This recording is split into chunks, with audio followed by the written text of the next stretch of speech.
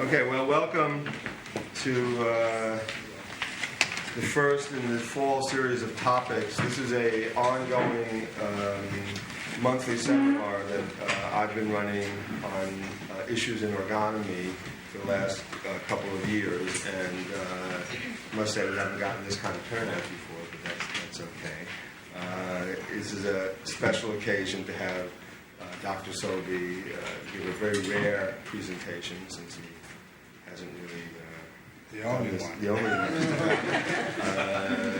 And it was a real surprise to me too. I had asked him if he knew anybody who could give a presentation on the scientific base of Reich's work, and he said, "Why don't you ask me?"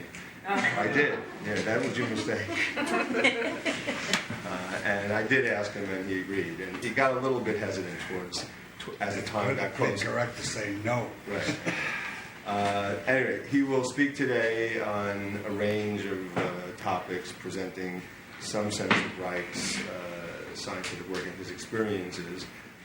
At some point, he'll indicate he wants to take a break, and then we'll take a short break. And there's coffee and fruit and bagels. And I want to thank Sepp Zeitz and Martha Gallo and Rudy Zeitz, whose law office it is, for their cooperation in really making it available to all of us. And I hope you will enjoy yourselves and learn something. And everyone can turn on the tapes. I think. Okay.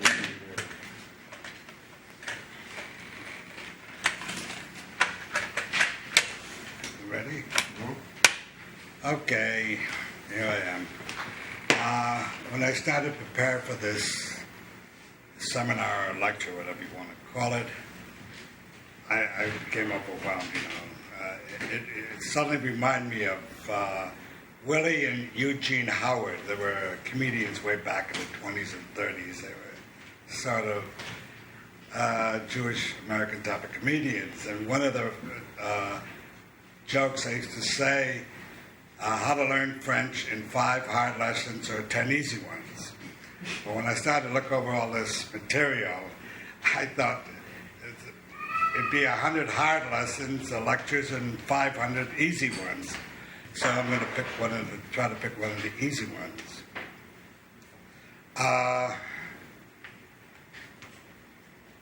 I'm recommending that if you really get a very good idea, a synopsis of the Wilhelm Reich Selected Writings and Introduction to Ergonomy, published by Ferrari Strauss.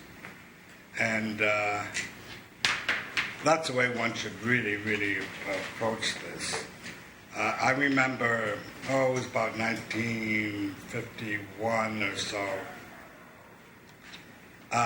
There was a lot of talk about ergonomy, and it was in periodicals, newspapers. So the American Psychiatric Association obviously got a lot of inquiries. And instead of inquiries as to an explanation about ergonomy. So instead of appointing one or two of us to be on the board or to answer the letters of inquiries, they wrote form letters to each one of the ergonomists. At that time, it was about 25 or 30 of us. And saying, please put in your own words, explain your ergonomy. So when we had a regular seminar with Dr. Reich, we all brought this to his attention, and he said, well, what do they want to know? All my books are out there. So, none of us could describe and explain the works as well as his writings. So he had us write a form letter back saying that refer them to the books, and also if they to appoint one or two of us to the committee on answering inquiries, which of course we never heard from them, and that was that. So that's why I've recommended you really read the books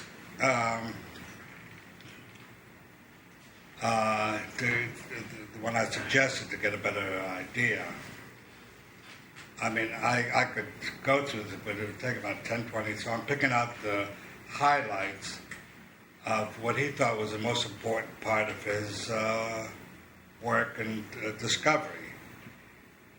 He used to say he only discovered one thing, and that was the organotic pulsation,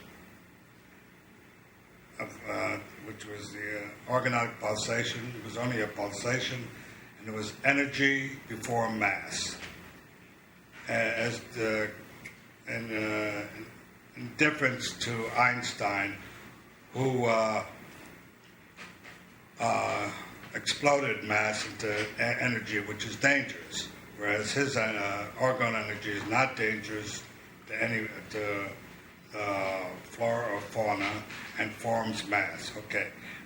He said from there on, there's only a skeleton building and it all has to be filled in. And he said he by the time he went to jail, he filled in very, very little of it. So the whole world left open.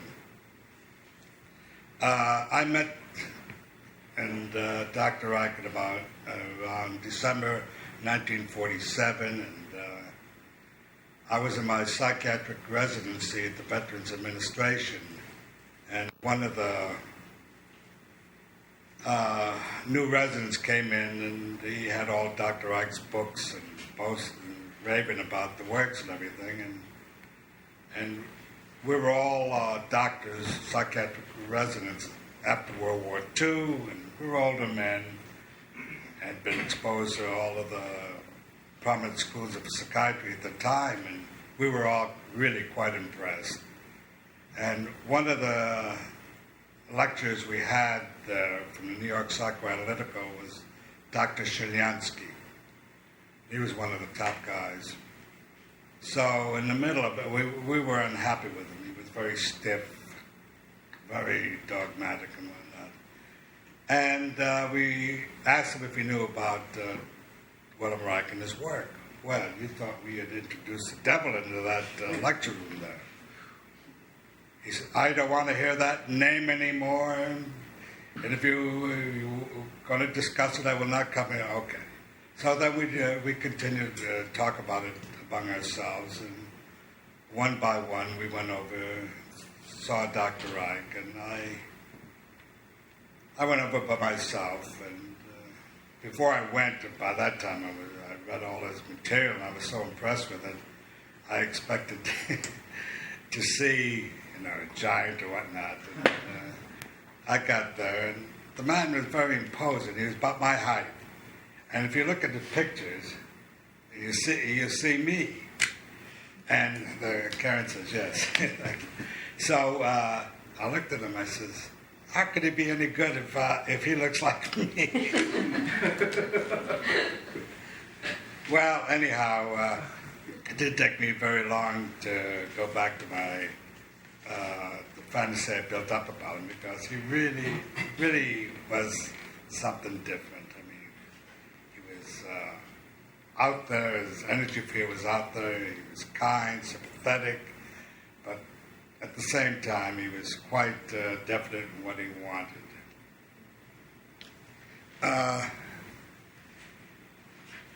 So I like to bring in some of these, in the beginning, some of the personal things about him, which I don't know if it's known or whatnot. Some of it has been written, but to give an idea how kindly the man was, even though he was attacked viciously by people. At one time, that must have been around 1950 or so, there was a complaint brought against him from the Hillside Psychiatric Hospital in Hillside, Jamaica. And at that time, Hillside Hospital was the psychoanalytical establishment or hospital, really in the United States. And the rumor came out, and Dr. Reich's first wife, Annie Reich, was involved in it too. And it was Obendorf and Miller, who was head of the hospital. That Dr. Reich had gotten a woman, an older woman, out of the hospital who was a patient there, very ill, and brought her over to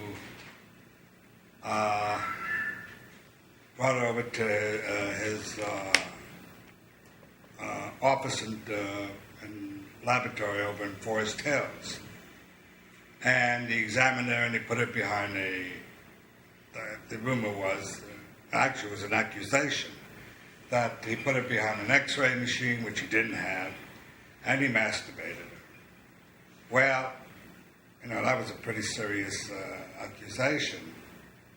At the time, there was a psychiatric and psychoanalytical resident at the Hillside Hospital, Dr. Singer, who had by himself gotten interested in Dr. Reich's work, and he heard about the rumor, and he knew the woman. In fact, she was somewhat of a patient of his too, with other doctors, and he was flabbergasted because the woman never even left the hospital. And when Singer asked her, "Do you know Dr. Reich?" She said, "I never heard of him. I never left the hospital."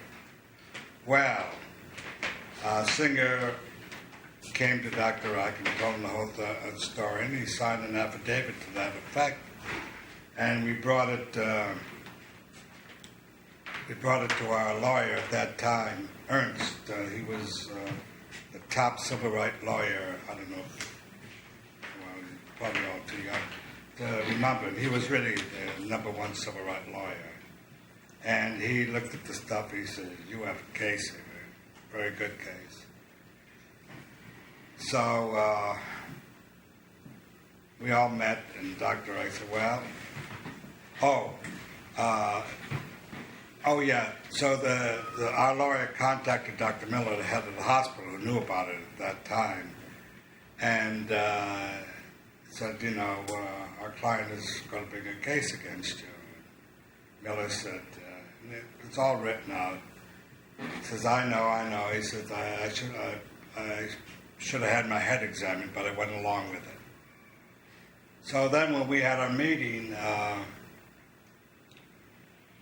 we discussed it, and Dr. Reich said, "Well, can I see a show of hands?" So we go ahead with it. And we all said, "Yes, let's go to battle." And he looks at us, he said, "No." He says, "I can't do it." He said, "If we do this," he said, "Miller's ruined, and the others are ruined, and my wife or ex-wife will be ruined. I'm not going to do it." That shows the type of man he was.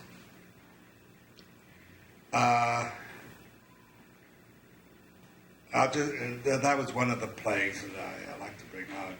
Another plague we had, this goes way ahead, when the government served Dr. Reich with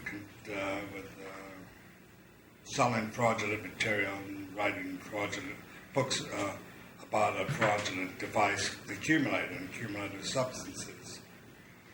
And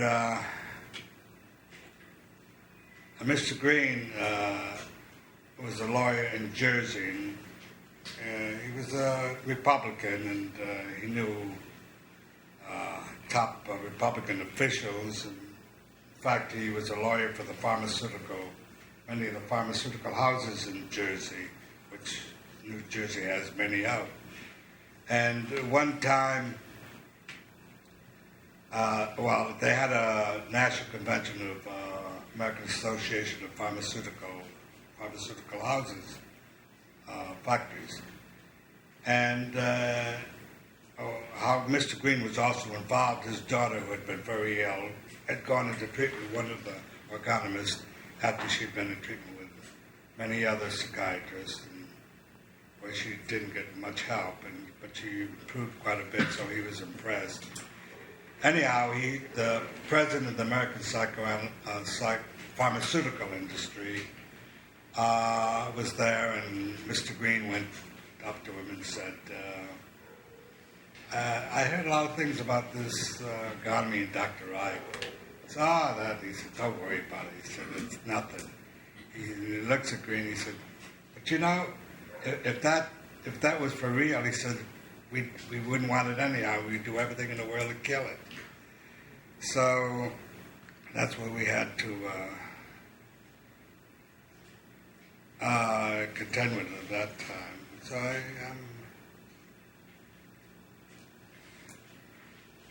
oh, yeah, and I'll be rambling because so much of this is so interesting to me anyhow, and it should be, because I don't think a lot of this is known.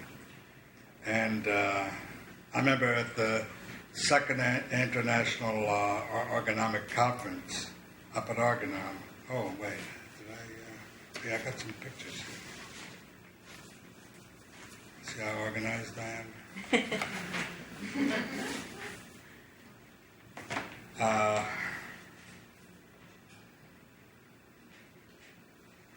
That was after the Brady article. What's her name? Alice Brady? Yeah, Brady. Yeah, Mary. With a Brady her last name. She was hired, which we found out later, by the American Psychiatric Association to write a rather scurrilous, contemptuous plague article about Dr. Reich. And it was just copied by all the psychiatric magazines and the Manager magazine and whatnot. And at that time we had Dr. Sobey. I remember some of you people knew about him. He was a resident there also, and he became very interested in origami, and he heard the top brass, Carl Manager himself, talking about, this guy has something, but he's gonna make us all go back to school and have to study this.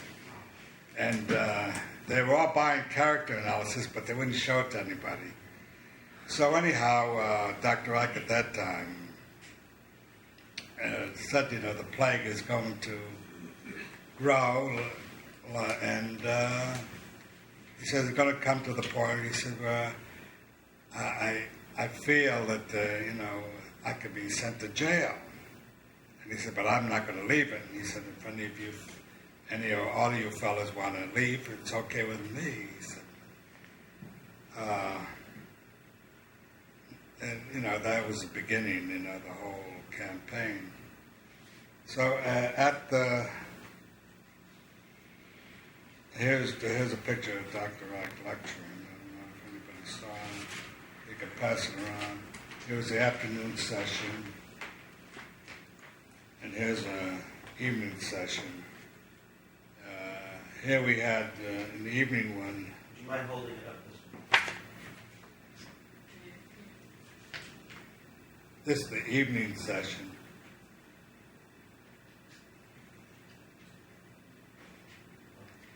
Yeah. I think you should explain that's in the lab at Oregon. Now this is the lab. It's too bad.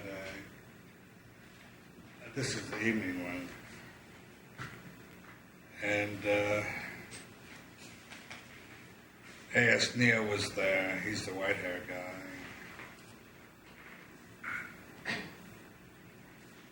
So you can just pass the whole pictures around.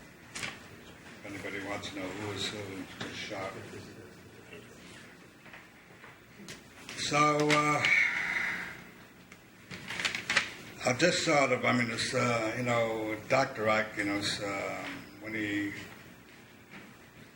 came upon the concept of orgone energy way back with Freud, with the libidinal energy, and at that time it was a subjective concept. It was never objectified, which Dr. Reich later did. And I'll just mention different terms. He went on to boiling hodgepodge of witch's brew of a lot of organic material, and then he very diligently looked at all the treatise, broken down material, and he saw little globs which he called vegetative biomes. And then he got an idea of taking or inorganic material like sand, which he felt would be very rich in energy, and he heated that up to incandescence, and then he cooled it, and looked at it under the microscope, and he saw these very well-defined biomes, little vesicles, a lot of which radiated a blue color, and he decided, well, he wanted to see what effect they would have on the body, and he made little packets of it and put it on different parts of the body, and he saw where he had the packets that they would sort of give it a redness and then tanned a little bit. Then he used it over certain wounds, cuts and whatnot, and they heal very fast. He called those sapobiomes. And then he worked with the electroscope. I'm just going to mention this. Electroscope is used to measure the electricity in the air, and you charge it up with any kind of electrical instrument, and the gold leaves separate, and then as they discharge, the leaves would come back to the original position. So he decided to put the electroscope and charge it up with a backlight, which he felt gave a charge, but then he did it at different times of the day, and in the morning, in cloudy days, it would discharge much faster. In the middle of the day, he found that they would discharge much slower. And he corroborated that with what he called TO minus T, two temperatures. He had a very fine temperature, thermometers, and he put one over accumulating substances and one over non-accumulating substances. And the TO over the accumulating materials would always, almost 99% of the time, show a higher temperature than over the thermometer that just was over plain material. I'm bringing that up. That's how it proceeded, and let me see.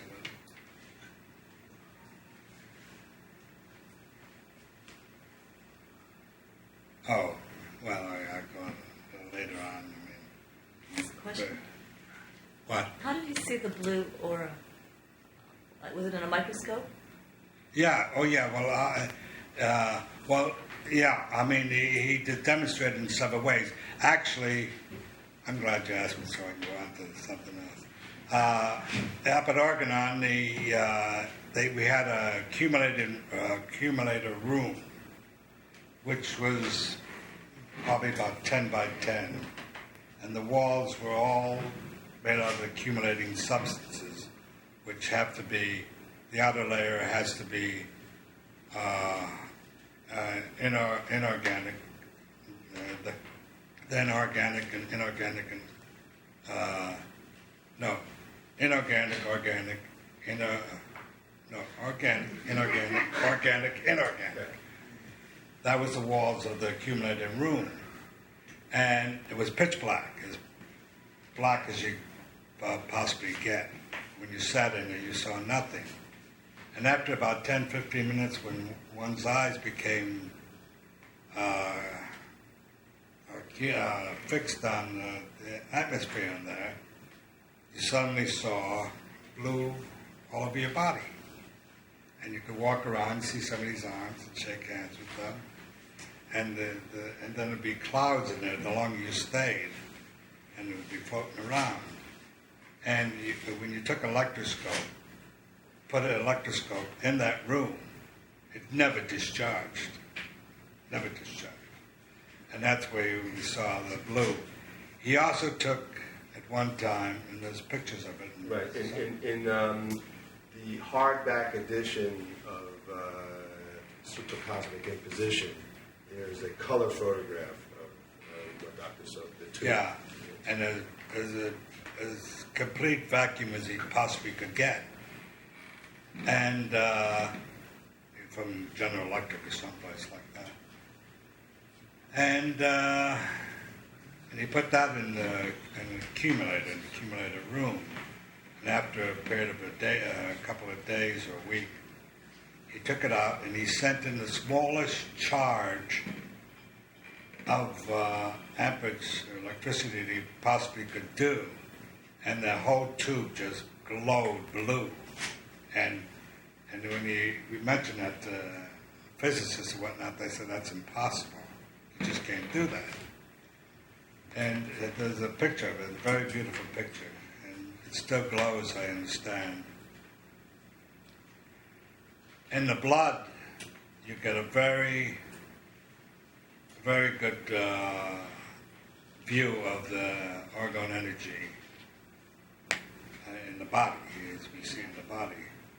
But Is that the, yeah, pass it oh, there it is. Yeah.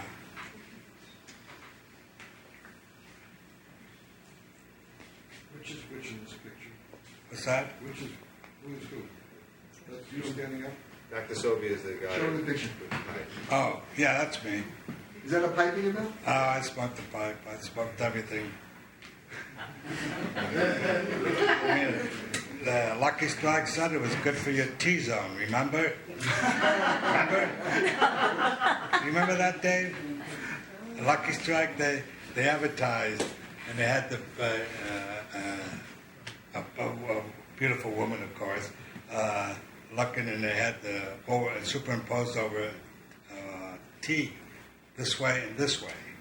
And they said, Lucky Strike is the best protection against getting infections in this T-zone.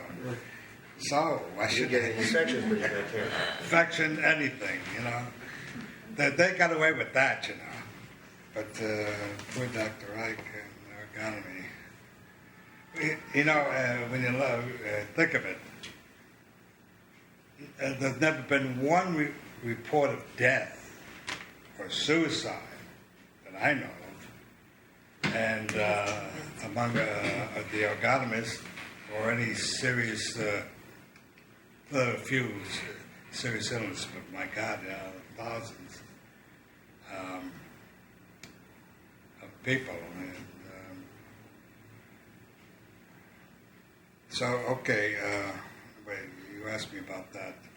So, let me see. In the blood, you're talking about. Yeah, in the blood.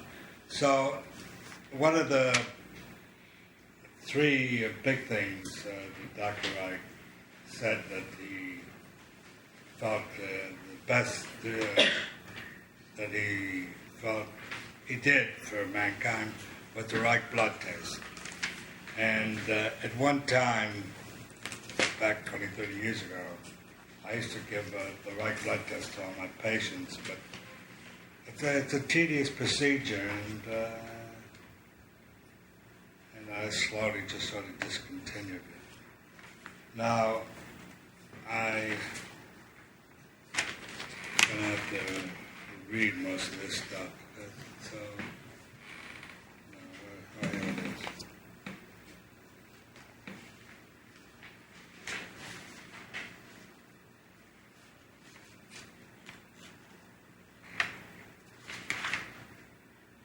Now, in the Reich blood test, the thing we do is to take just a prick of blood, put it under the microscope. That's the first stage. And we look at the blood, and you see on the picture there, the one over in the left, upper left, it's like a donut. And you literally, you see inside the donut is the nucleus is sort of a yellowish, and the frame inside the donut is sort of deeper yellow. And outside you actually see that field radiating. And that's a bluish field. Then you watch it for you look at the size and shape of the red blood cells, the frame, its evenness, its regularity, and everything else. The argon energy field outside, which is, it's too bad, someday I'd like to get everything back and so you can see it. It's so spectacular. And the centers large, small, round, and the color is pink or reddish to violet. Now, then after about, the cell breaks down. Now, the breakdown is a good determination of what the energy concentration in the body is. The higher the concentration of energy, the level is, the slower the red blood cells break down. And they disintegrate very slowly, but if the blood is energy level is high in the body, in the blood, the frame doesn't break down, the glow on the outside doesn't break down, and in the frame there, you see these little, they're called large blue biomes. They form in that part, and I've seen cases with about 10 or 12, and they look just like a pearl necklace. It's so beautiful. And and we call those PA or the B reaction. If you get 4 or less biomes, then that's a T reaction. But if it's 5 or more, it's a B reaction, and it stays that way as long as you keep putting in saline solution. If the energy level is low in the body, you don't get those biomes you see down below a T-spike cell. You don't get those bodies. You don't get those PO biomes, and you get on the outer periphery. You get it starts spiking. You can't miss it. But the thing is, of course, if you're with cancer patients, you get this almost with everyone. So it was always a good test for anybody who had cancer or tended towards cancer. Now, then if we would test it for people that took different medication. In 1950, they were still giving sulfa drugs. And even classical medicine knew that sulfa drugs was not, had deleterious side effects on the blood. But with the way we observed it, it formed the sulfa form. It's just a solid mass there. Now,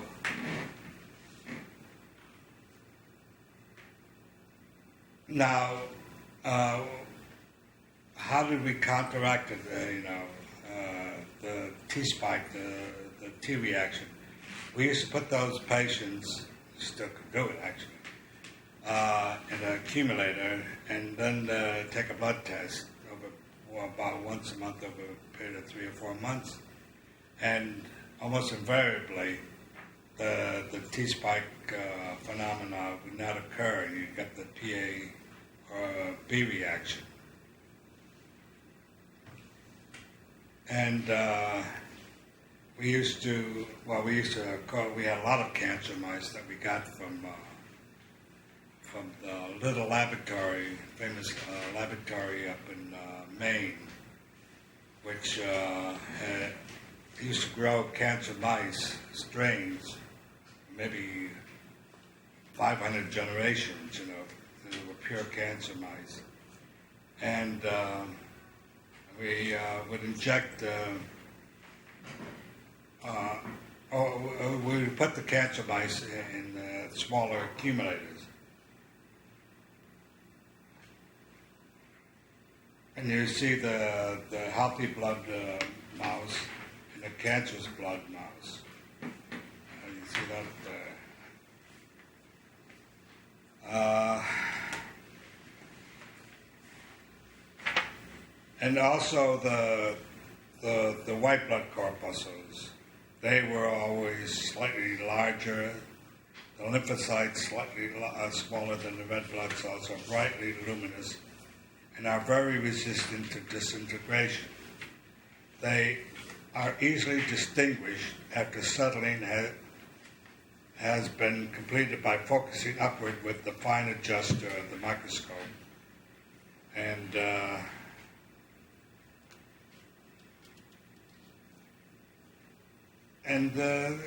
that would show if the energy level was low, a leukocytosis or problem leaning towards leukemia, which about 70% of the time would reverse itself after being in the accumulator. Let me see.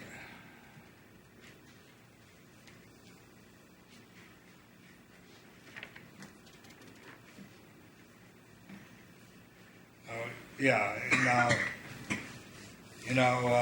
it took a lot of, that was another thing, it took a lot of experience and looking at a lot of blood before to be able to really tell, because it was up to the observer.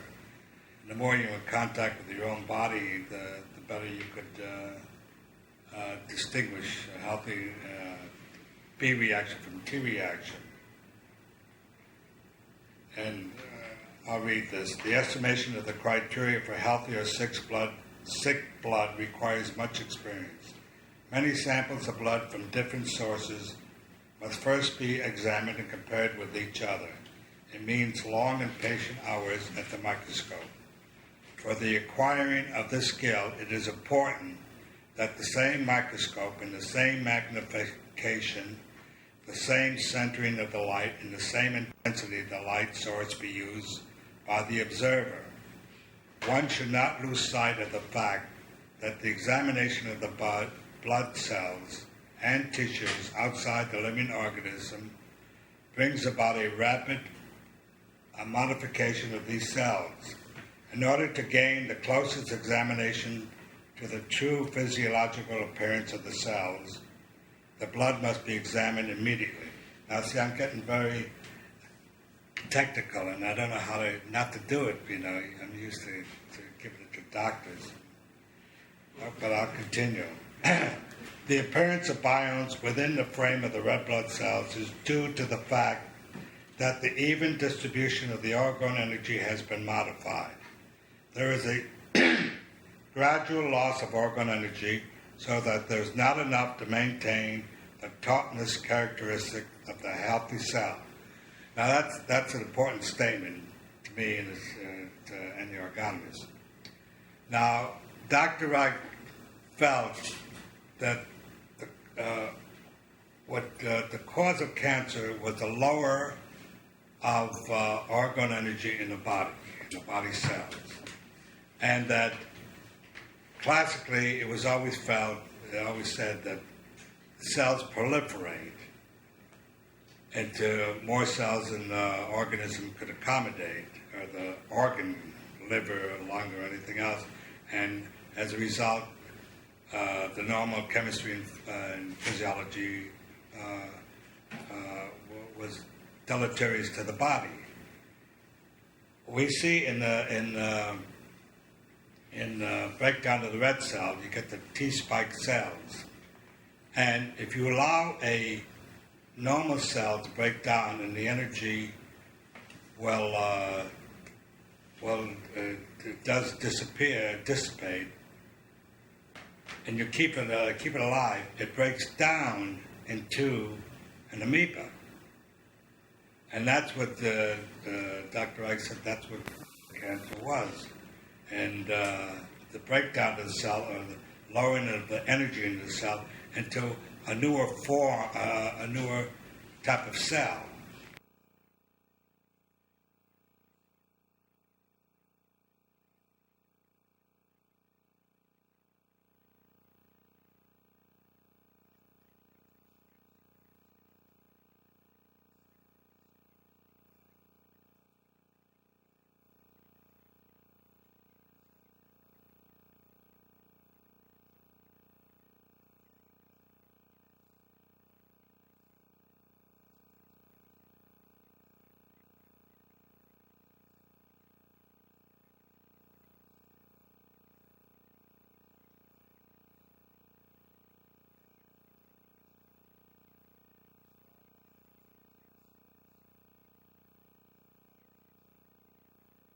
cancerous blood.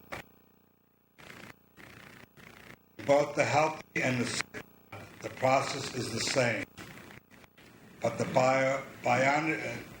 bionis disgeneration in the case of the healthy blood begins at a much higher level of energy. In both instances, shrinking occurs, but in the case of the weaker blood, the power of expansion necessary to keep the membranes stretched is reduced. In other words, the tautness, the life of the weaker cell is not as great as that of the stronger. From the observation, a logical deduction can be made as to the original energy content of the cell. And you see that the weaker cell goes into shrinks, you get the spiking, and you know the energy content of the cell was not very high. The two different variations of disintegration, the healthy and the sick, are referred to as beta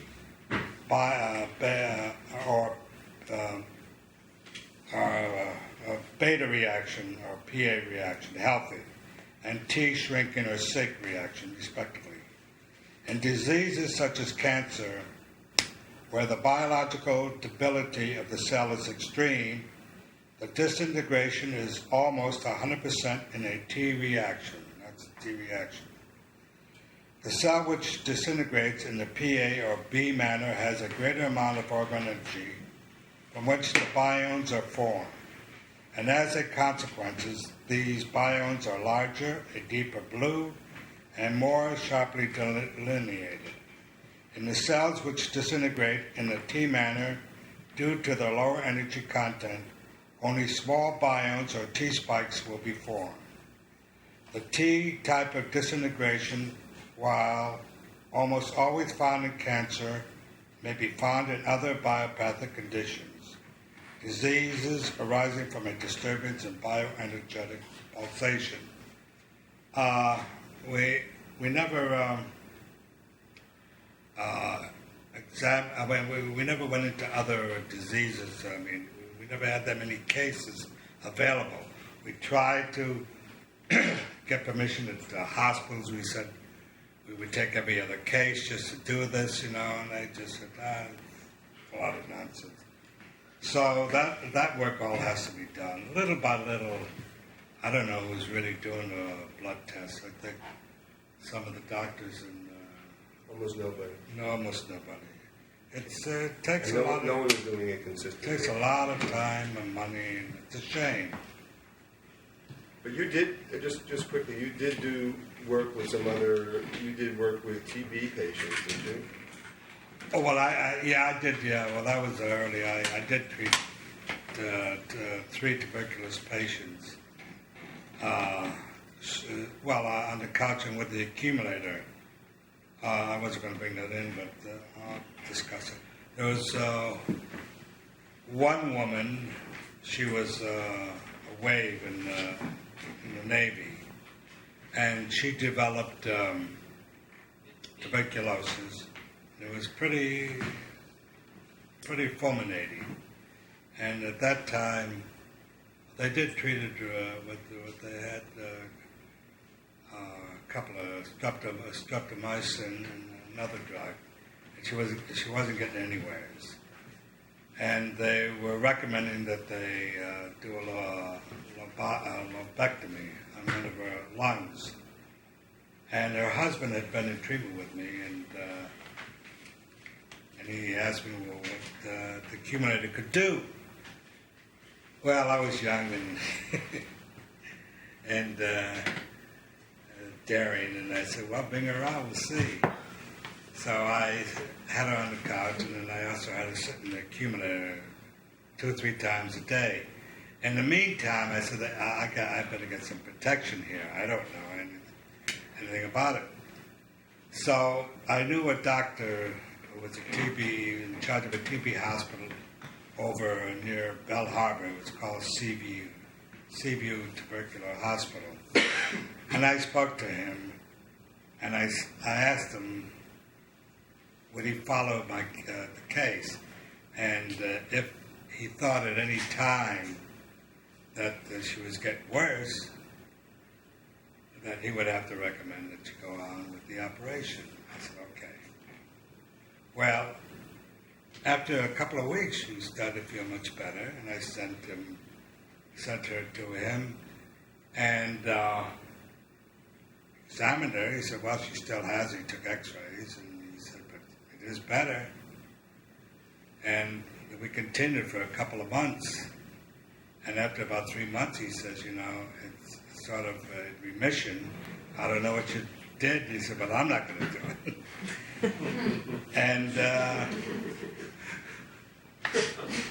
and then she went on. She married. She had this girl. She has this girl. And I see the mother's down in Florida. And this is what, 52? That's what, 40 years ago. Still no recurrence. The daughter, fine. Never had anything. The husband's fine. And I had several others, but not as serious as she was. And they responded quite well. They never needed any medication anymore. And then Dr. Ike wanted me to give a report. And I went up there one-to-one, and I gave him the whole history and what I did and all like that. He looked at me and he said, boy, he said, I would never have done that. So I said, well, what do you think? He says, you're the specialist, not me. He said, I never did that. So that was in the young days. But then, of course, the government came in soon after that. And then practically all the ergonomists stopped using the accumulator in their office and stopped prescribing it to their patients. The only one who still did it was Dr. Sobey with Mangarini. Anyhow, but I still, if you remember, I still kept my accumulator in my office in 50 East 10th Street. And I did prescribe it to patients. But after Dr. Ike developed the accumulator blanket, which he felt was better, and I like it better than the big accumulator too. You can relax with it and all like that.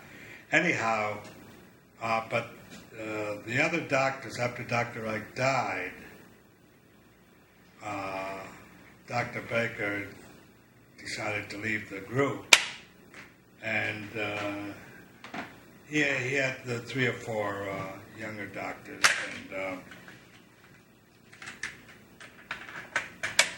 and they at that time the Orno door reaction. I didn't even go into that. Maybe I'll go into the next hour. But anyhow, they did more to destroy the accumulator than even the Food and Drug Administration, because they said that the door emergency had gone so bad. Door does change orgone energy into more door, deadly orgone energy.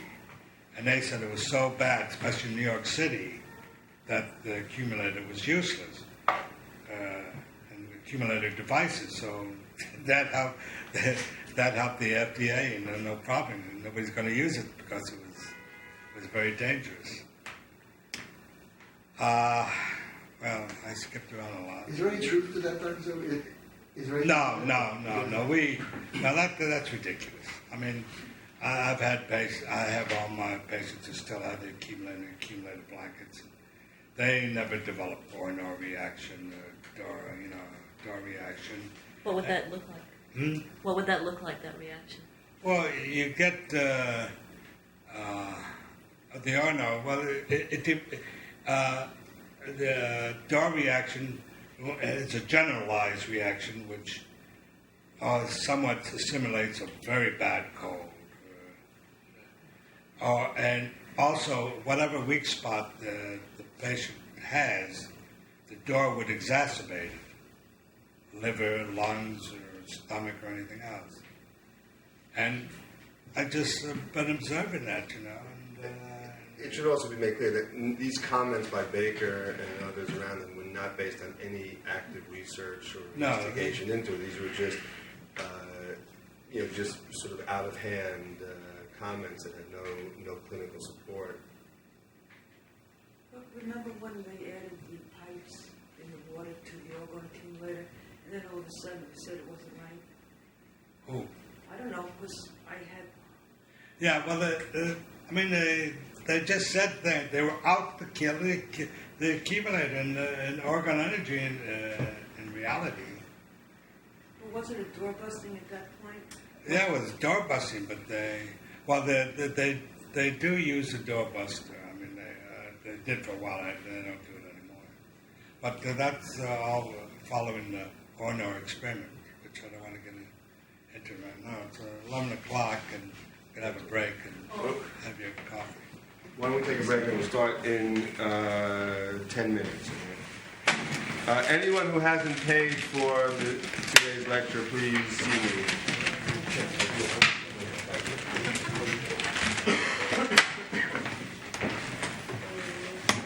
You're a bathroom from Yeah, I'm comfortable, but it's hard. I mean, to get it all, I mean, in one.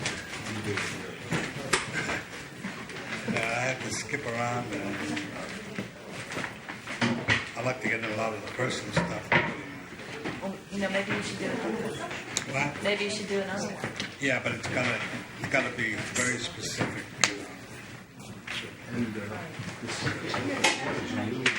Yeah. Yeah. Okay. Yeah. Well.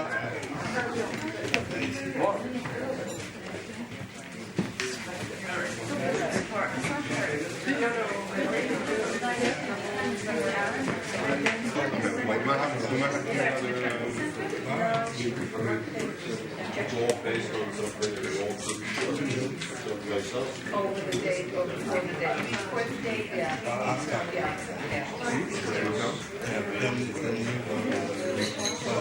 Okay, we'll start again. And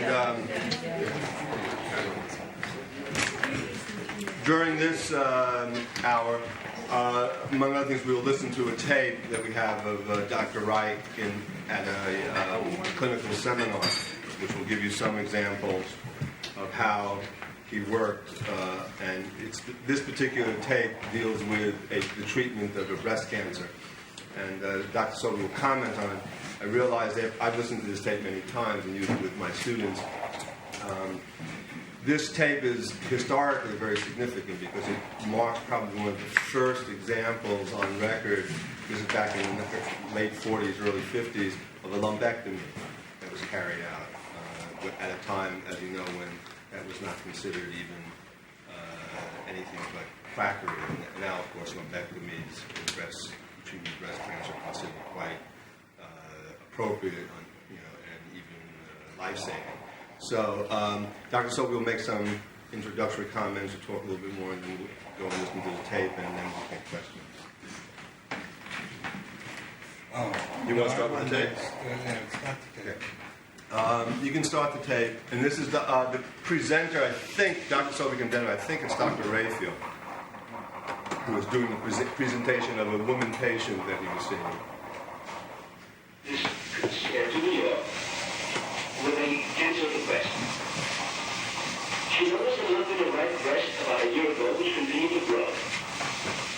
In view of the fact that she had very little faith or confidence in the medical profession, she had for a number of years been under the care of a chiropractor.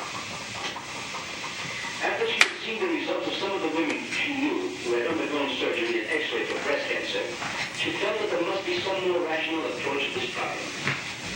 About a year ago, she read some of the publications of Dr. Rice and felt that his approach to the cancer problem offered the only real solution to the problem. After all, she decided to contact all the research laboratories and seek help.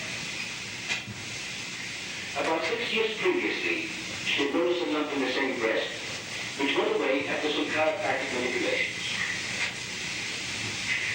She was the third of 6 children, and as far as she can remember, her relationship with her parents was a very good one. As a child and throughout the rest of her life, she suffered a great deal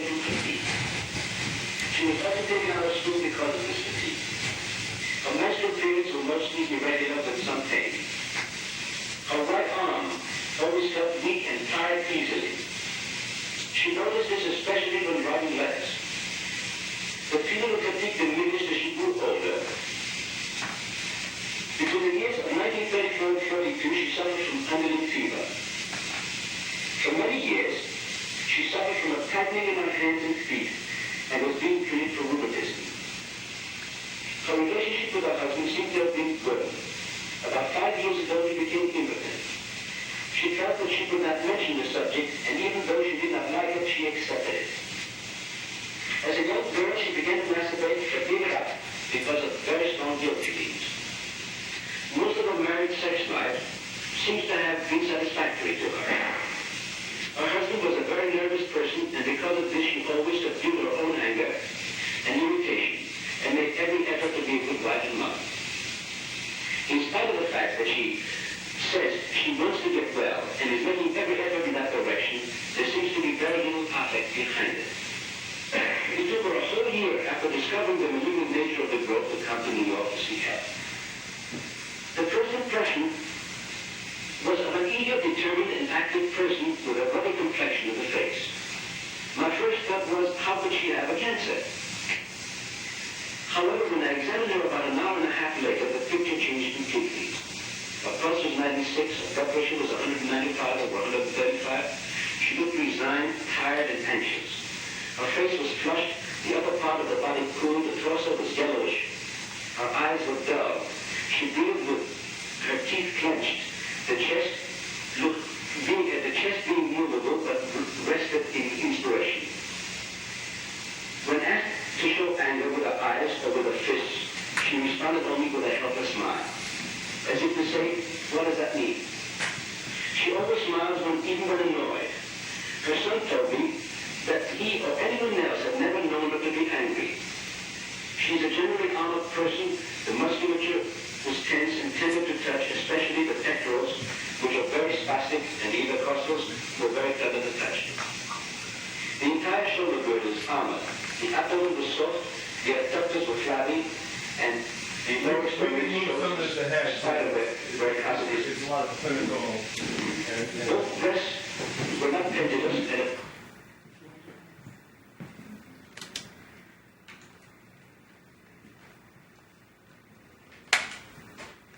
and some cells in the process of organization.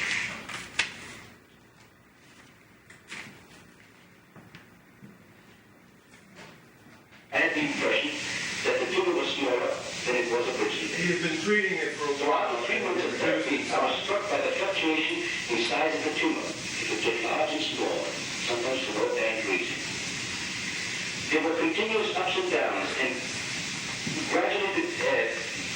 but the tumor gradually diminished in size. And it grew up, it always came down a little bit less. That is, the tumor became small. A blood test taken about 2.5 months later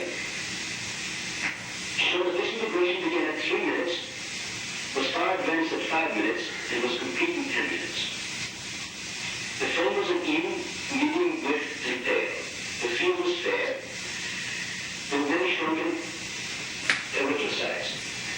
There was a moderate anisocytosis, the color was pale, and occasionally one saw a tendency to feast spots. The observation gave an 85% beam reaction, with occasional free bodies. The microscopic examination showed the microscopic examination showed the circulating fluid was clear and yellowish, the flakes were large and settled easily. The blood culture shows no teeth growth in 48 hours. The vaginal secretion at that time showed much degree and numerous nodal rock bacteria. There's a lot of tech. This is the blood test and the examination Dr. Sobey has been describing. To use the accumulator on the room before the room was closed. But it was explained to them that it would not interfere with the surgical. Let me explain where this is. Pick up here. What they had decided to do was to not proceed anymore because the woman was having a very, very intense reaction to the treatment. The lump was significantly reduced to a very, very small size, but rather than continuing to try to eliminate the tumor without any intervention, they decided that for the health of the woman that they would operate and remove the lump. They arranged through contact with some doctors at the Leahy Clinic near Boston to have an operation done.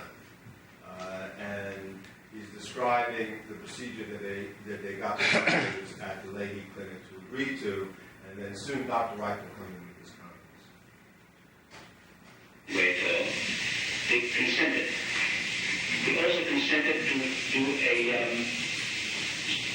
simple excision of the tumor, which is very unusual for them. The examination of the tumor microscopically immediately after the operation showed cancer-free formations on the upgrade with occasional cancer 5 cells. Another thing which was noteworthy was that the surgical wound showed very little bleeding. The cancer was of the serous type. The patient did very well. We expect to hear any day now.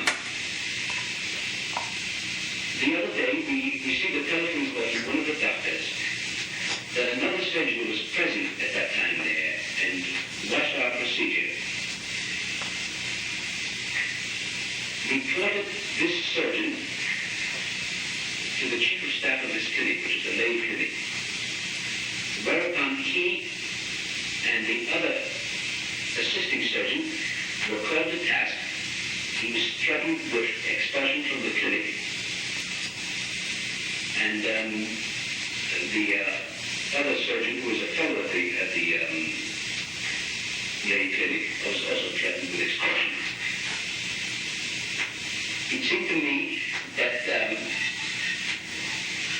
there was a terrific amount of ignorance and a great lack of interest shown by the surgeon as to what he was doing. He wasn't, in his training, he did something he shouldn't have done, and he did it without asking himself why. He did it quite irrationally. The person the surgeon who we asked to do the operation was someone who studied at the institute. And I had the general impression that he was more afraid of our procedure than That's Simeon Trout. Yeah, I was going to say, Simeon Trout was one of the other doctors, except not in telling him Rachel. that it was okay. At the time when I was up there, he told us, he remarked that there's a book written on the subject, and someday I'll show it to you.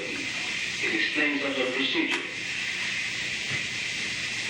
I hope to report on the whole thing more in detail when we have more information on the whole thing here. In conclusion, we have to face the fact that in spite of the great advance in mechanistic medicine, the human being and his ailments are still in a maze of confusion. In his constant oscillation between mechanistic tendencies on the one hand and mysticism on the other, the sum total of the knowledge of modern man adds up to an ever-growing host of unrelated facts. And he strays further and further away from the basic simplicity of the living organism. Due to his warped character structure, he is unable to see himself in relation to the organ energy which governs him. May I interject? This is right. That though we have the need a complete solution of the cancer problem as such, the origin of the cancer cells, the way it develops, the way it generates, its relation to to other cells in the organism, and so on, and in addition to that, the shrinking biology behind the cancer gene, which is quite new and developed, the type. So we cannot claim to have a therapy for cancer. I would stress this point. Because people say outside, I claim to have found the therapy for cancer. I did not. I only opened the way for it. There are many obstacles still in the way.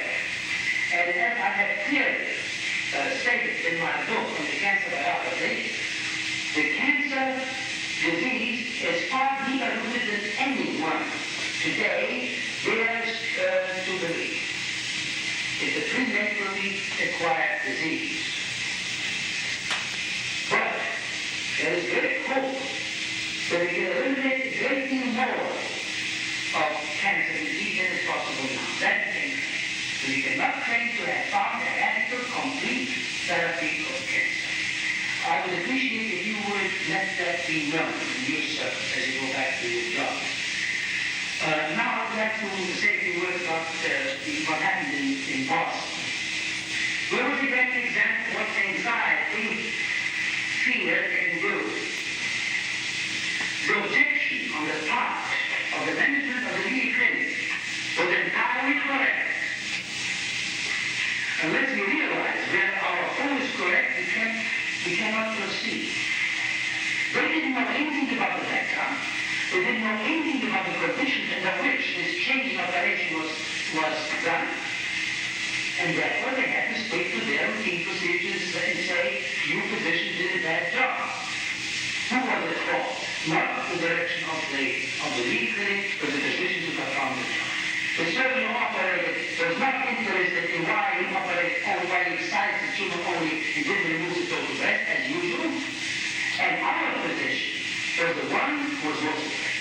He knows most and is very much afraid to write it down even.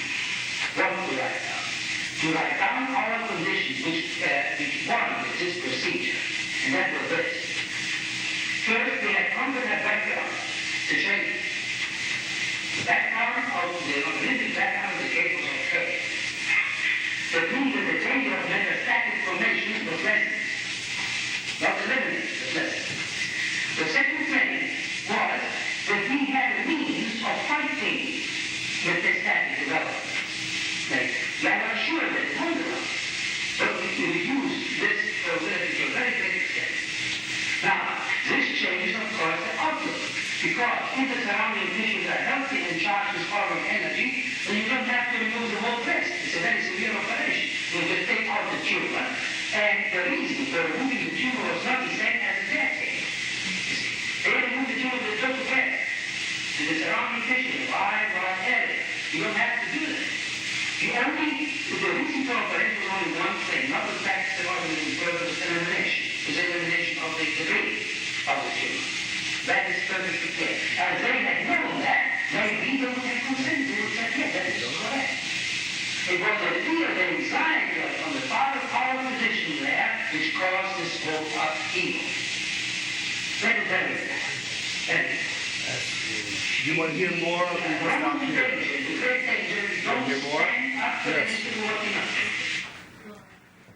You want to hear more, or we can stop here? Basically what's happened is Reich has criticized the ergonomists for acting irresponsibly. And this was I know in conversations with Dr. Sobey, this was the kind of thing that Reich was always faced with in terms of the people who worked with him, which was that, or some of the people that worked with him, that they would carry out procedures which he would then, his work would then get blamed for. And what they had essentially done is they had snuck into the hospital, gotten somebody to perform an operation without permission from the administration, and then when the administration was notified, they were reprimanded, and of course the physician who was presenting the case at this seminar was saying, you see, this is an example of how irrational medicine is, and Reich's response, if you can follow, was that, no, this is an example of how frightened you were, how unsure and anxious you were about your work, and you proceeded in an irrational way, and the response of the administration at the hospital was absolutely correct. And that you were at fault. Very often, I've talked about this and heard, the response is often that Reich, and that's why I love listening to this tape, that Reich could get furious and angry. And Dr. Sobey once commented that a lot of people perceive that kind of criticism as fury and anger, but in fact, he was just telling them that you were wrong. And why. Yeah. No, there were many other. See, whenever he did anything, like when he did cloud busting to make rain, I don't know how many people are aware of it. I was going to talk about it. Anyhow, We'll have to have you back again. We'll have to have you do this again. and around August of 1954, something like that, the blueberry farmers in Maine, which is one of the big industry, were having a terrible drought. And it reached a point where if they didn't get rain in about 2 or 3 days, the crop was going to be ruined. And Dr. Ike had been working on producing rain around Oregon, which he had done quite a few times. So he contacted the blueberry farmers that he could help them with their problem. So they looked at them. They had, by the way, they had seeding done prior to that. It didn't work. And the forecast from WBZ from Boston showed no rain from at least another 3 or 4 days. And the blueberry farmer said, okay, you can come over and do your cloud busting, whatever you want to call it. He said, I'll do it. He said, but I want some money beforehand. They looked at him. He said, he showed, we never heard of you. So he said, okay, I won't do it. So they were desperate. And at that time, we were 52, 53. He asked for $600, which would be like $6,000 today, I guess. And so he went there, notified the Weather Bureau in Boston and the radio station and television station in Boston. Everything he did it out in the open. Didn't want to hide it. And he wanted them to know, too. And he drew for 2 or 3 hours the way only he could do it. You just don't take the cloud bus and point them at the sky like a lot of people thought you could do. You had to have your structure, feel of the atmosphere, and he had it. Well, it's all public knowledge. It rained like hell. It's in newspaper accounts. Yeah, it rained like hell, and the Marines came, and the blueberry crop was saved. And I can go on further. Around January, that's right, January 1953. He had been in the desert around Tucson since the previous October with the idea of studying the door condition there, because in the desert, the door creates, the door has an affinity for water and moisture. And with the door being so heavy there, you get very little rain in the desert. So they really had a drought there for a couple of years, and the cattle farmers were suffering with the idea that they'd have to move away. So he went down and he studied the atmosphere there for a while, and then he started to it's called cloud busting. By that time, it wasn't cloud busting. He called it, quote, space gun. Okay, don't lie. I did. Because why he changed it, see, again, I have to go back. At the result of the R&R experiment, where he had put radiation, very small amount of radiation in the accumulator room up at Oregon. He created the R&R experiment, and the radiation, the needle, after a while, to change it to what he called Aurur, O-R-U-R. Now, it was the same radioactive material, had the same high counts, but it was not deadly. You put it on your hands or anything. Put it on my tongue once, it buzzed like hell. That's after we drank 3 or 4 of his Reich cocktails, which was a mixture of champagne and what's that? Bean. Jim Beam? Huh? Bourbon? Yeah, bourbon.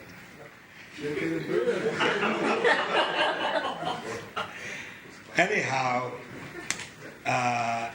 the Air Force, they had a base there, and he would notify them all the time what he was doing, and the Weather Bureau, and even everybody else. He didn't want to do it, you know. Of course, the officer took his information. They probably filed it in zero file.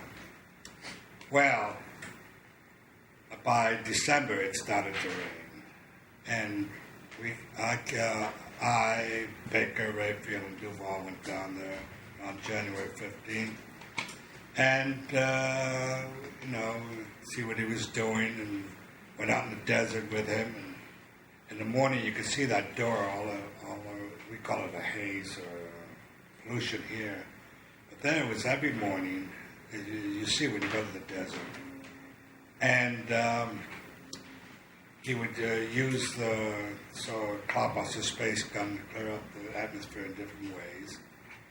And for every time he did it, you wouldn't see the door haze in the desert, and you would get rain. And we'd do it in the morning, and then for lunch, there was a place where all the cowboys and ranchers went and having lunch, and we'd go there. Everybody, hi, Dr. Ike, you're going to make rain for us again, you know. And they were happy, you know. So, okay, we stayed for about a week, and the night before we left, he said, I'm going to, there were several things happened, but I want to say one thing. He said, I'm going to make some rain for you, and it won't be a desert rain where it comes down, floods and all like that. So he started during the day, and his assistant, Louise, was doing it for him at that time, watching it. Louise came in, we were having drinks, and he said, it's starting to rain. We went out, and very nice, you know, northeast type of soft rain, and kept raining. And we left about 11 o'clock. We were supposed to leave at 11 o'clock the next morning. I got up in the morning, and I had a car, and I went to the airport about 10 o'clock to bring in my car, and it's raining. And I said to the woman at the ticket office, I said, gee, I said, because Tucson is ringed by mountains, the Lemon Mountains. I said, is the plane going to land? Oh, sir, she said, we've never had an occasion where we couldn't take off or a plane land. And I said, oh, okay. I said, I had a wedding in New York that night. And, not mine, but somebody else's. And so about 10:30, 20 to 11, you hear a plane that came in from L.A., going around and around and around. And 11 o'clock comes, and it's still going around, and all of a sudden they announced that because of weather conditions, the plane isn't going to land, it's going to go on. You know, and so I called up Dr. Wright, and he was out in the field someplace.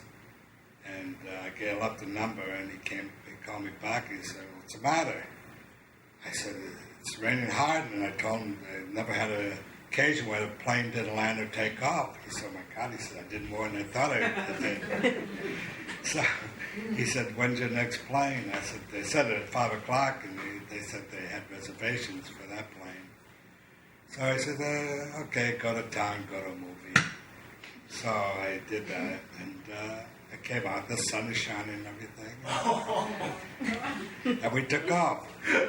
Well, he came back, and he showed us the statistics. That one winter, it rained more that winter than the previous 15 winters. Wow. They all knew about it. Well, these phenomena happen all the time. Did they write about it at all? They wrote about it, but they said, that, it was a coincidence. It was just a coincidence.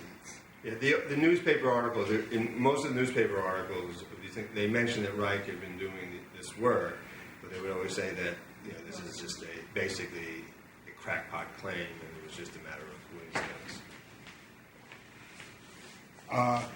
Also, I'll bring that in. I wasn't going to bring it in.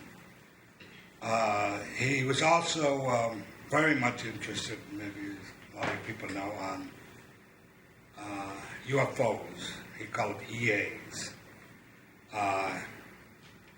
Energy, yeah, Enigmas. yeah, something like that. He never talked about them as well. At times he would say maybe they are people from other planets or other galaxies or whatnot.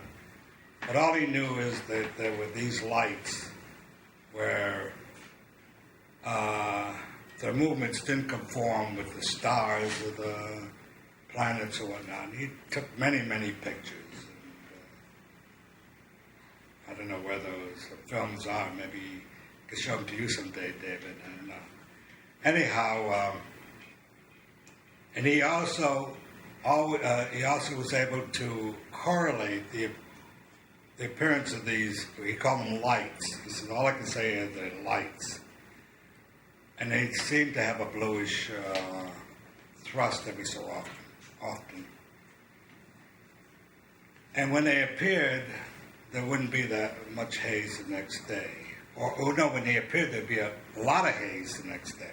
That's right. And he felt, and again, he said, please don't go back and tell the people in New York. He said, maybe they'll really think I'm crazy. And he said, I have a right to speculate, He said, maybe there are people from other planets and whatnot that just dumping their waste in our atmosphere. We're having that problem now, right? What are we going to do with all our waste? And people do talk about maybe the moon. This is just happening recently, right? Putting our waste on the moon, Mars, maybe someplace else. Well, at that time, he didn't even know about that. But that's a speculation. So one night, he's looking around to the horizon, and he says, I see them again. So where? So he pointed there, and sure enough, you could see them moving. And they were not planes, they were not stars. And he would point the space gun towards them, and they would start wobbling, and they would move again and wobble, and they'd disappear, and a few more would come, wobble. And that was that. Each time Dr. Reich went into something new, he said, oh, he's gone off the deep end now. So that was that. And of course, soon after that, he couldn't go any further because he had the trouble with the government and landed in jail. If it's okay, we're going to take some questions because we're getting towards. I know. I just want to. This won't take too long. I thought this would. I always. It's sad, really. The last time I met Dr. Reich was 2 weeks before he went to jail,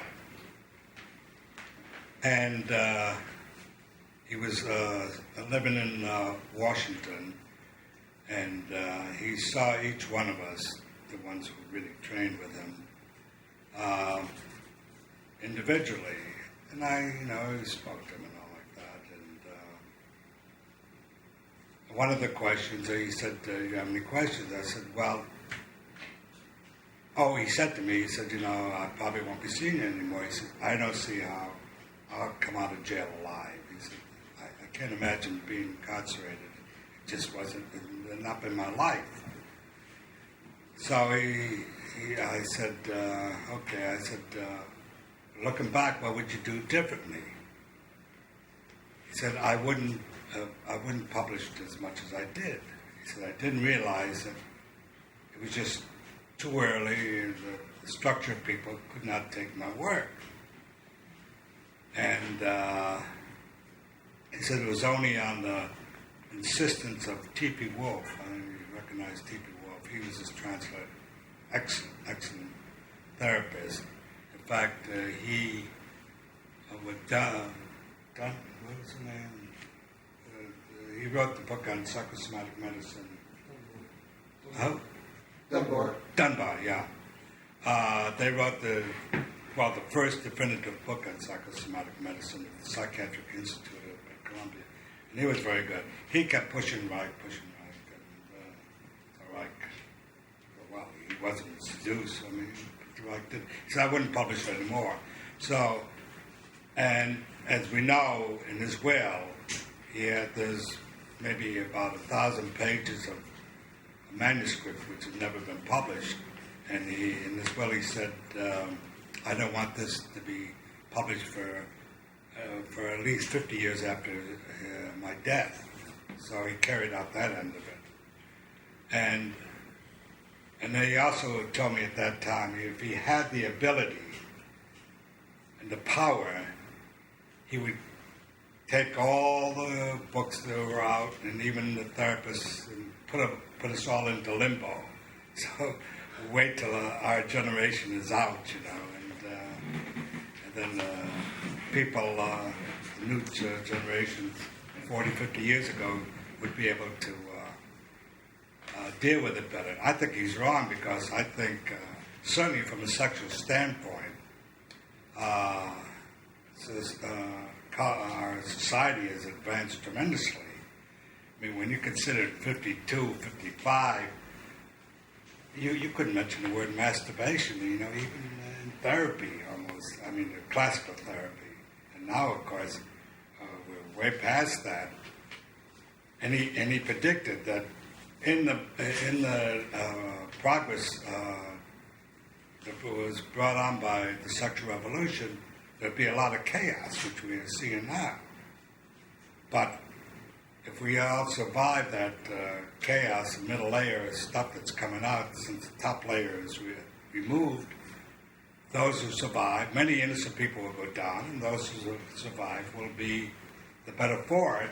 And at that time, the atomic bomb specter was very much in evidence. He said, unless we blow ourselves off the face of the earth. And that was at the end when he told me, when published, and something else he said. Oh, yeah. And, well, this is a personal thing. When I went to Dr. Reich, I was real radical. In fact, I was a member of the Communist Party. And, of course, in Europe, he had a lot of contact with the Communist Party, although he went to Russia for about a year studying the whole thing. We became very disillusioned. That was about 26, 27. But I was the only one of the doctors who trained with him who had that sort of a background. So we talked about it. And I guess he had to get it in with the last thing he said to me. He said, Dr. Sobey, there's such a thing as a good communist. He said, but there ain't any around now. They're all fascists. And then he says, and I'm still a Marxist. Now, I kept it quiet for many years, remember? And it got to the other Baker and his group. And he said, that's absolutely ridiculous. Dr. Reich said that. You see his latest writings. Well, they didn't understand what Dr. Reich was writing about. So, still a Marxist, but he never... I just threw that out there. That was his last statement to me. Okay. Any questions? I mean, yeah. You alluded to Baker's group and their departure from Reich. No, they didn't depart from Reich. They left the doctors, the ergonomists. He left the ergonomists. That was his privilege.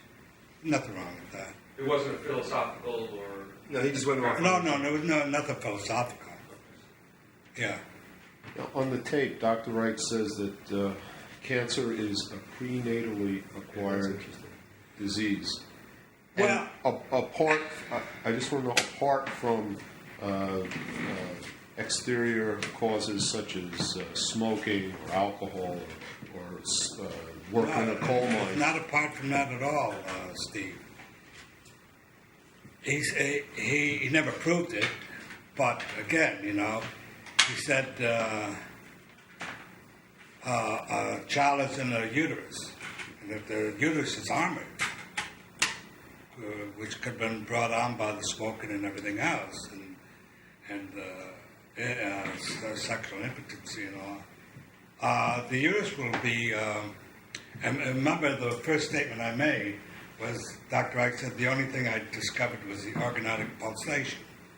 Now, if the uterus is that the energy, and if the uterus can not pulsating like this, pulsating like that, it's going to affect the fetus, right?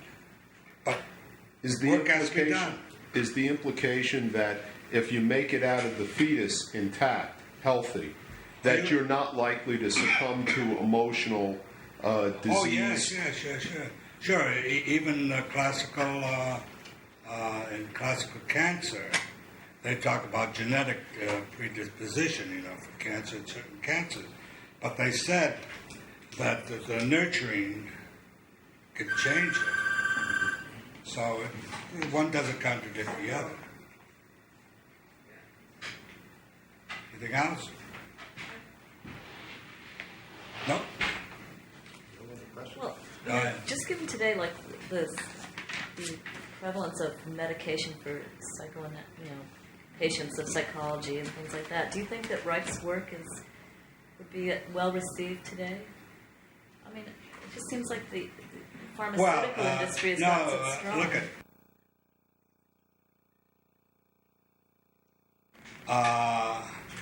psychiatry, psychotherapy had been going down. I mean, even the traditionalists said, we're not getting anywhere with it. And it came out originally with tranquilizers, and Dr. Reich said, look, that's going to predominate now for a good long while because the number of combinations, chemical combinations that can be made as tranquilizers and narcotics is countless, So as one, after a while, has its day, then another one's developed, which you see all the time. I can't keep up with them. I mean, maybe Eric knows them all now. Try. You tried too, huh? So that's going to last for a long time. That's what Dr. Reich said. If he had the power, he'd put everything in his work into limbo until the next 2, 3, 4 generations. Apparently it's going to be more generations than he perhaps originally thought, because the way that I see it is that there's one concept that seems to be winding down the organomic concept as far as being popular or being known, and other concepts like short-term therapies and things like that are really taking the field. And it seems like it's going to be maybe another 3 or 4 generations from this. Time will tell. Before that changes. There's one psychiatrist. He was in training and everything, but he never. Well, he went into. He did therapy, organ therapy, for a while, and his family, his wife, had a big need for money and all like that. And I see him every so often. In fact, he has a place out in Fire Island. I played tennis with him. So he went into really, in fact, he's the editor of one of the journals on psychopharmacology. And he said, come on, Vic. He said, start writing some articles. You make a lot of money. And I said, no. Last summer I saw him. He said, Vic, he says, I'm back into electric shock therapy. You can't believe the money I'm making. So, that's poor orgasmist. One more question about the blood.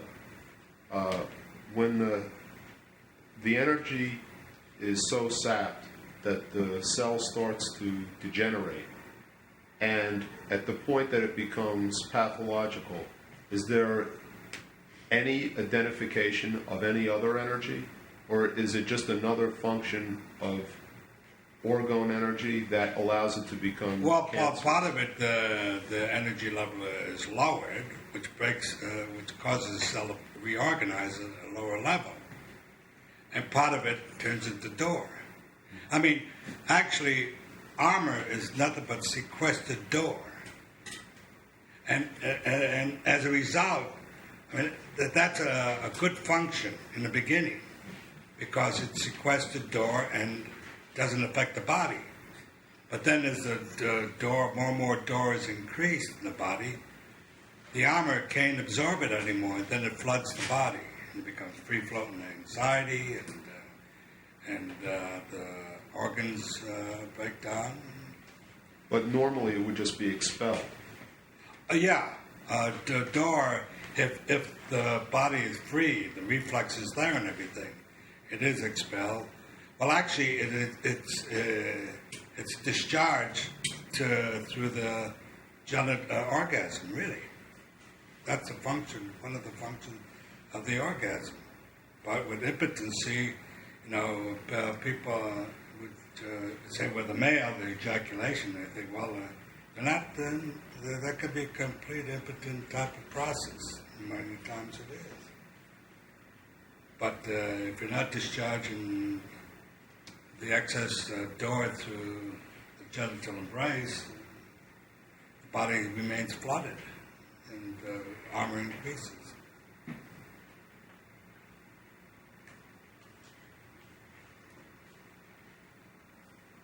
She actually has all these Okay, go ahead. questions.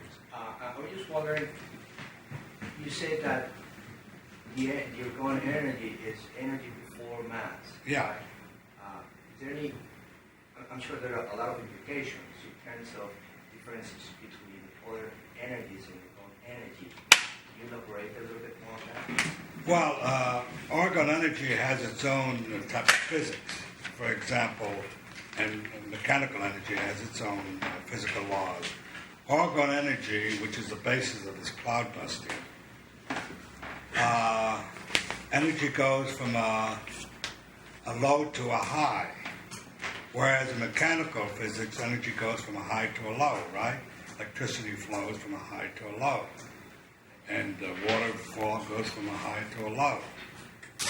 And that's one of the main differences between the two energies.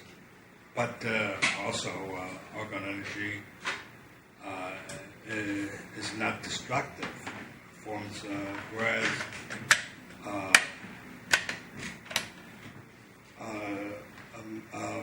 when matter is destroyed, broken up, like an atomic reactor, the energy that's released is destructive, right? If you take this blue cobalt glass, which we used to use to look at orgone movement in the air, and you look at the illumination from the sun, from a light bulb, or from the fluorescent tube, you get entirely different patterns. The fluorescent tube is very sharp and harsh, and the light bulb is fairly benign, and the sunlight is a little dancier.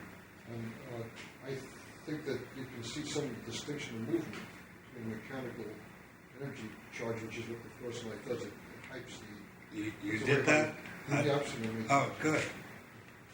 What's the difference? Well, the fluorescent light is a very harsh line of movement in the air. There are short little stabs, like short little dashes. And the orgone movement, you can see, Well, not an undulation, but they're you're talking about from the sun. From the sun. Or from the sun, well, you don't look at the sun, I mean the light, the sunlight. And you get a softer light, softer effect of the air. Yeah. There's from a natural or an induced and artificially induced. And the reason a light bulb isn't harsh at things is just heating it up. Yeah, but Dr. Ike said the illumination, when we look at the light bulb or a flashlight into the sky, he said we're sending up mechanical energy, and what you're seeing is the illumination of the orgone energy in the atmosphere. But I understand. I mean, I think what a high electrical charge, like the fluorescent light or some other things would do, I would have to try this with other devices, spark plugs. So what is it incites the orgone energy. It gives it too high a charge or a much higher charge, and it changes the charge level. It changes the visible form.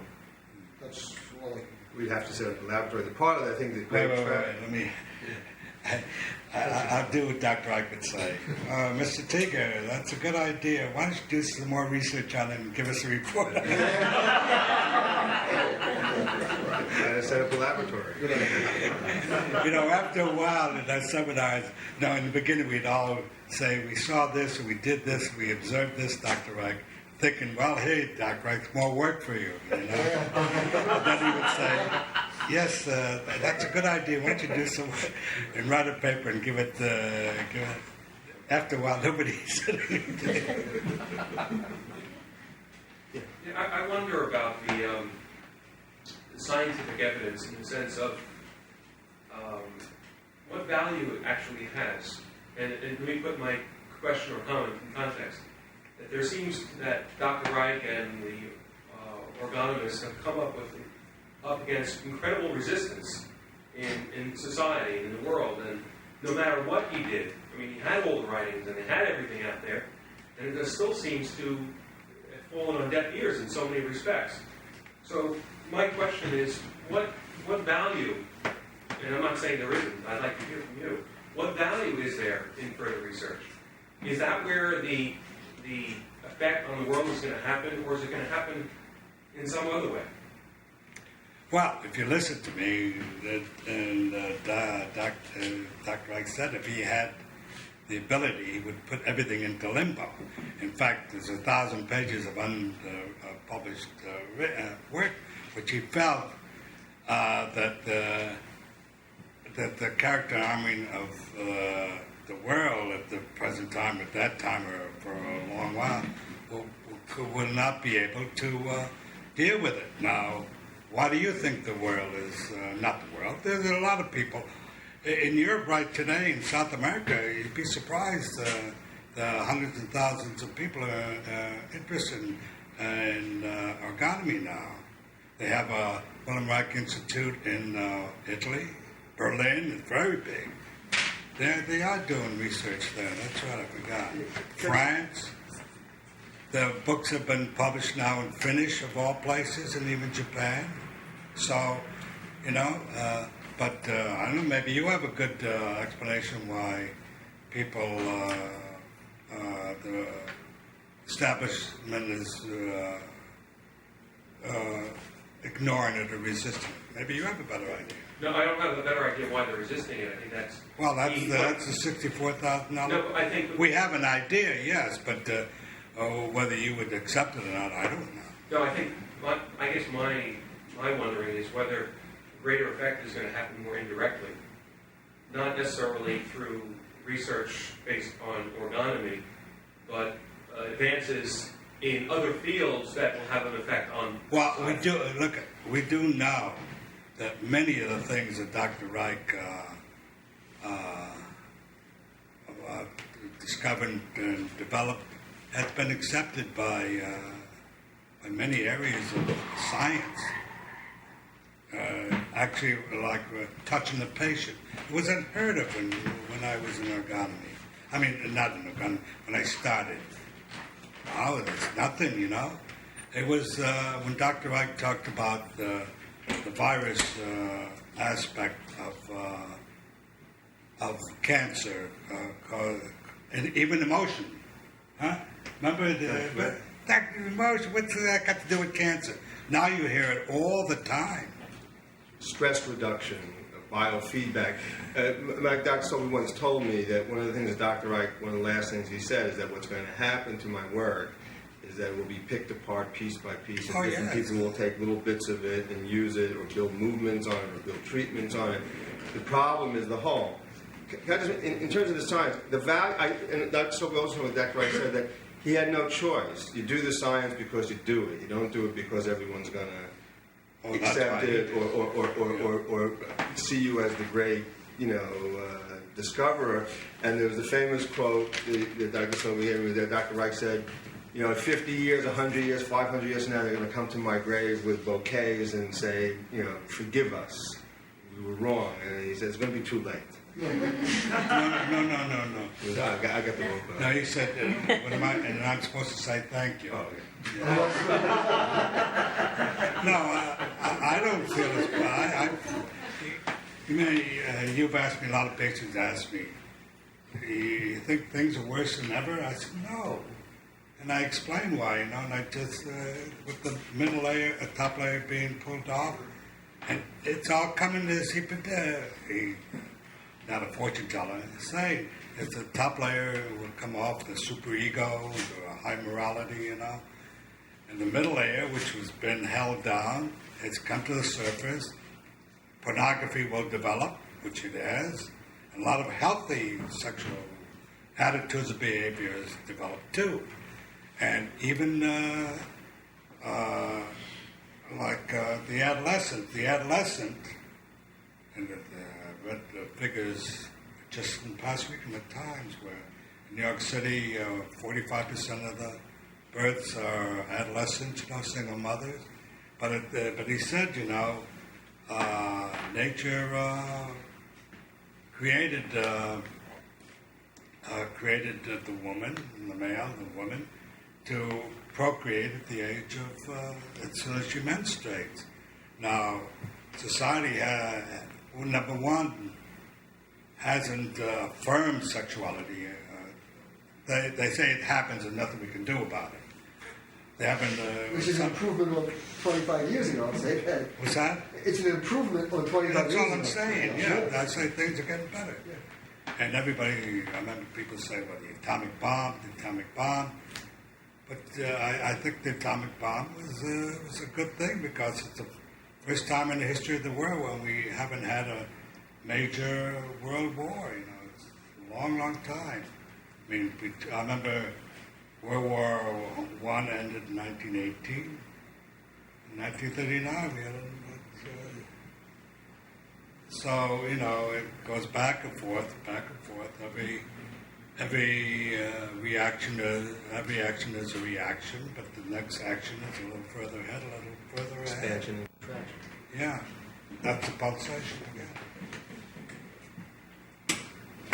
So even if there's a breakup of all the little, I think your Rice has broken up the little ideas. No, that's not a point. The only way it's going to spread. That's not a point. There's some guy, God knows, maybe even in the Congo for all I know, he's working in his barn and it's got working on Dr. Reich, or even independent of Dr. Reich. Dr. Reich. That's the history of science anyways, and scientific discovery. It's the guy who in the 30s discovered came up with the idea that the continents were moving, and they laughed at him. He was a crackpot, and then all of a sudden somebody in the 1960s and 70s begins to realize that not only was he right, but they can demonstrate the efficacy of it.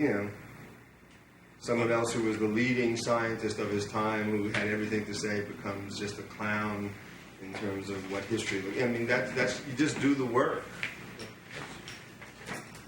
No, I was talking about the adolescents, and they should, but the whole economic structure should be set up so that they be taken care of and not be looked upon in a negative way. It'll come to that. If there are no more questions, I guess we're and I'd like to thank Dr. Sobey and hope that he'll do this again if we can get him to. And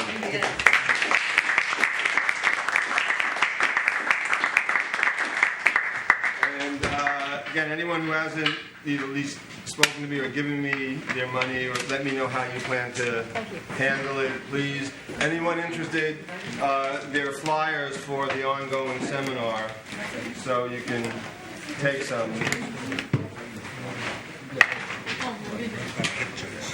just got to tell you, I saw this documentary recently about building pool environments, wombs, they're building wombs.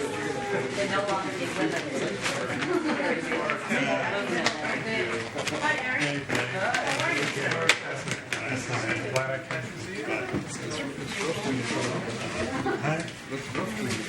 Well, I didn't know how it was so big in Europe.